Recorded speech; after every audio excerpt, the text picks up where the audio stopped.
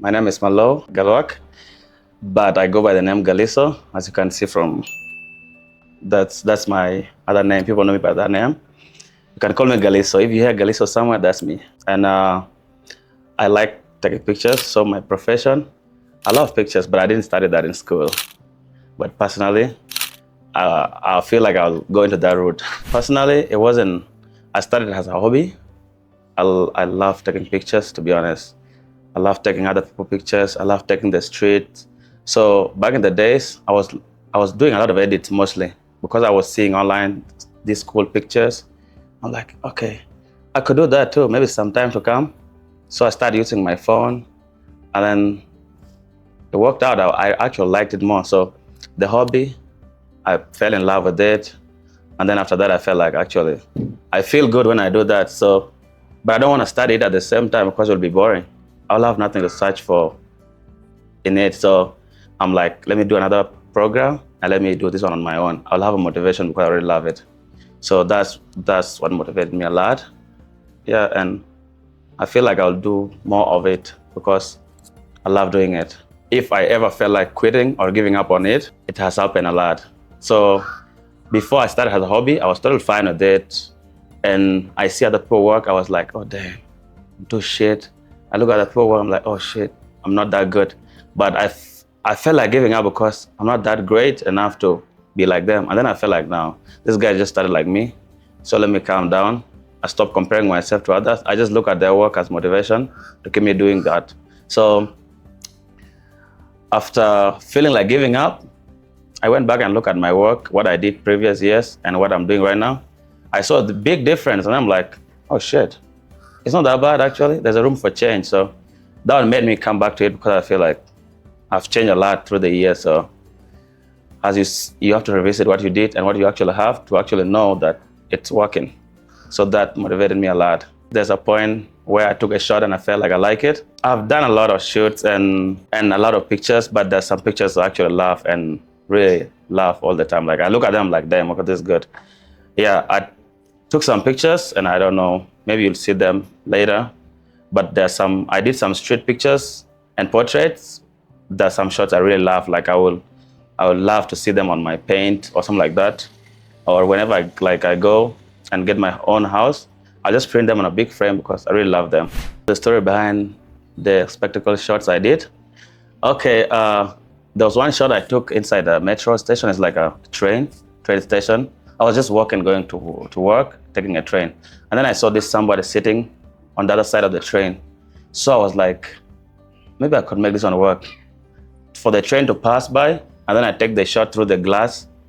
And like the train is very fast. So I want to make sure I get the perfect shot of somebody sitting down on the other side of the train through the glass. So, and then it was just there's no room for error for that. So I was waiting, I timed for the train to pass. So since the train is like nine cars long, I took some few in between. I took like a lot of shots to make sure I actually get it. And then, bam, I went back to look at the pictures. It's actually what I actually wanted. There's a flash of light, like a light streak passing by, and you can see somebody clearly behind, and you can see the name of the station where I took the pictures at. Beautiful. Yeah, that picture, like, I love it so much. So if I get a place, I'll print it out. But it came out the way I wanted. Okay, so it's how I deal with the criticism. Whenever I took a picture and somebody say, nah, that's not it. Okay, personally speaking, I've had a criticism. At some point, people be like, I showed them a picture and they're like, no, this is not good. And then I'm like, what? What do you mean? I'm even confused more about like, what do you mean it's not good? Am I seeing something different? You're seeing something different? It's like your brain is not even working at that point.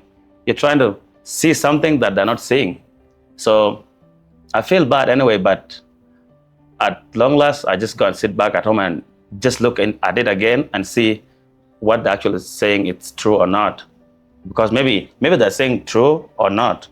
So I don't like judging a lot, to be honest. So if somebody asks me about something or they'll be like, oh, this picture's not good, I'm like, okay, I accept it. I'm discouraged, yes, inside, but I have to go back home and look at it again and actually see what they mean, edit, work on it, and see if it's that bad. So that's how I deal with it. I'm always like, I like to control my tempers. If I feel like this guy, I'm in Woody Sana, I'm like, nah, calm down, my brother. I just relax, go back home, because I don't want to make myself upset and ruin my whole day. I'm upset inside, but I don't show. I'm like, ah. No, like, relax. So, I mean, they're always there, but you have to calm down. How I see myself in the next 5 years, me personally, my aim is always to live for the day. The issue of 5 years is a recurrence of each day you live. So, the aim about 5 years, I have no idea of it, but my main aim is to make sure my brand goes up and I make sure I go big and get the quality pictures I always want, because I always want to be in the field. I don't want to be the person behind, like I hire somebody to go and take pictures and I just edit. No. If I make my name, I'll make my name based on my work. So I take pictures myself and make my name big. But in 5 years, I really want to have this thing working. I want to be taking weddings, I want to be taking graduations, portraits for any big person, something like that. And then maybe do a little bit of videos too. Right now, I'm focused on photos, but I really love videos too, especially the short videos, not the big ones, like the long one, like the trending one. Let's say if a brand want to shoot like a commercial for their cloth line or something, like any product, I just like those small short clips. Yeah, I would love to do that in future, and I'm working on it right now. But 5 years is waiting for me. I'm not waiting for it. That's it. Personally, I started this one when I was in high school, back in 2014. I was using like this Techno phone. I forgot the name.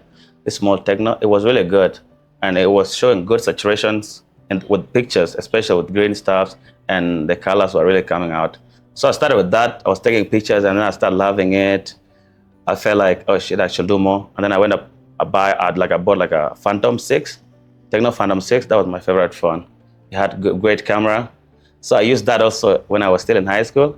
And then it kept growing on me. I was like, oh shit, it's actually working. So when I moved to Canada, that's when like I bought my first camera there. It was actually T2i, Rebel T2.